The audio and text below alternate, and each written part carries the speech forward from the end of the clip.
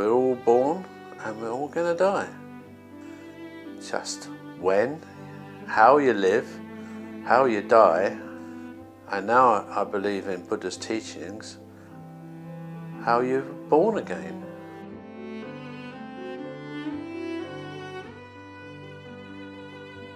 I always remember Tricia saying, "Come on, love, we can beat it. It's not as bad as we think it is. We'll beat it." And I said, "Yeah, we will." And we don't often do it, but we actually looked in each other's eyes and we squeezed each other's hands. And I was at that point absolutely positive that I was going to beat this bloody cancer. I remember waking up the next morning, looking out. It was a sunny morning again. This was that hot period. And I thought, oh, God, I've had a bad dream. And then I thought, it isn't a bad dream. It's actually real. I'm going to die. And I'm not going to die particularly well. And I cried that morning. And that's the only time I've cried.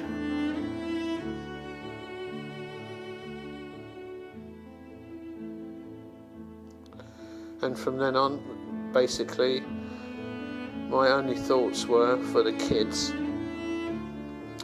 who didn't know I had it. Most of us go through life thinking we're not going to die till you get to a stage like I am, but you know you are. If I'd have known what I feel now, 50 years ago, it would be fantastic.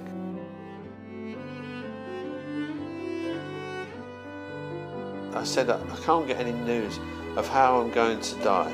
I've been told I'm going to die, but I don't know how. Is it going to be painful? What are the symptoms for what I'm going to get? And the nurse said, can't tell you. Everybody is different. But one thing you will know is when your time is coming. If you can feel and listen for it, you will know, and it will take about 3 months. There's a proverb from the Hindus saying that you're not a man until your father dies, and that's a very true thing. When your father dies, you suddenly realise there's no one behind you, and it's a step up. You have to man up. Life was going on, cars were going on, people were going out, people being born, the telly's still going on, and there I was with a death sentence on me. If you take the world as an example, my condition, my problem, is such a small problem that really, considering the suffering that's going on, I really shouldn't have 1 ounce, 1 iota of regret.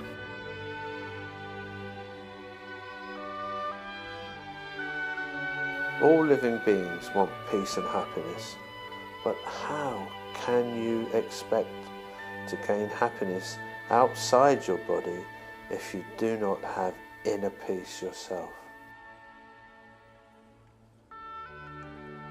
Getting an illness and knowing that it's terminal is a blessing. It brings you closer to your family, to your loved ones. It brings you closer to everything. You appreciate the seasons, you appreciate your little dogs, you appreciate everything. It brings the world closer and into focus. I sometimes see things brighter. It's like being a child again when you get up on a sunny morning and everything's bright and clear and happy. And it's a wonderful experience. There's a conversation that arose with a friend of mine. I told him that I had cancer and it was terminal. I'd like him to know. And he said, "Thanks for that, it's fine." He said, "But I could walk out this room and get run over by a bus." I said, yeah, that is true. But I am going to get run over by that bus, and it's following me around. I have a constant reminder of my death that is coming. I may well outlive you, but I've had the blessing of knowing that it's coming, so I can live the rest of my life to the fullest extent, whereas you are going to forget about it the instant this conversation's over.